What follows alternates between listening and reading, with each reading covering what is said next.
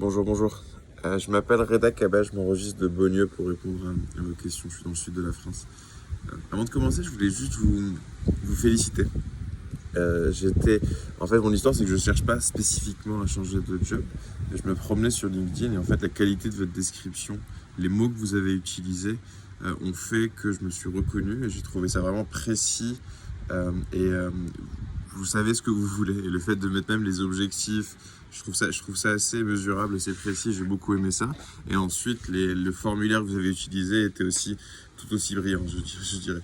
Donc, quel que soit en fait où ce process va, je voulais juste vous féliciter pour ce que vous faites parce que je pense que ça va vous permettre de recruter des vrais talents, des vrais gens à A-level. Et puis, si vous l'utilisez souvent, votre entreprise doit être assez impressionnante.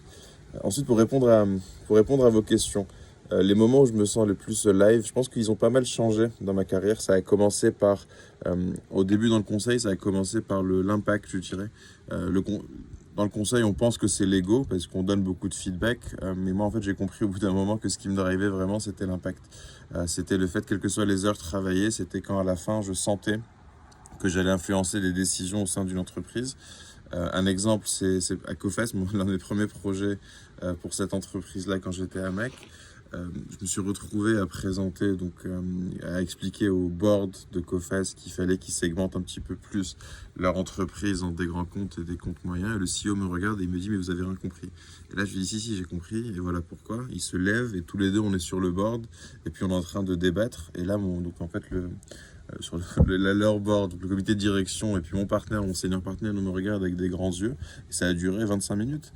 Et puis au bout de ça, je pense que la stratégie de COFES a complètement changé. Un petit peu plus tard, c'est devenu le management. Donc là, quand j'ai commencé à grandir, j'ai compris qu'au lieu d'essayer de répliquer la manière dont moi je fonctionnais, c'était vraiment de comprendre en fait au sein de mon équipe ce qu'il fallait que je fasse pour release leurs talents. Donc je pense que là, c'est ce qui me sentait le plus heureux, c'est quand je sentais que l'équipe était vraiment à 100% de ses capacités.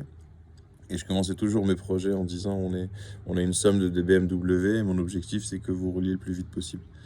Et ensuite, la troisième étape, c'est peut-être aujourd'hui, où là, je commence vraiment à m'intéresser au-delà de mon premier cercle, de mon leverage, de créer des systèmes. Vous avez beaucoup utilisé le mot système.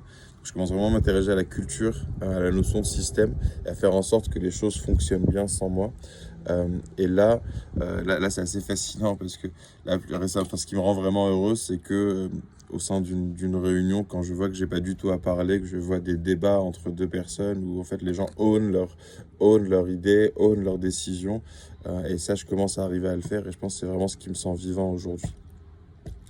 Euh, ce que j'aime moins, je dirais, c'est deux choses. La première, c'est la politique, mais la mauvaise politique.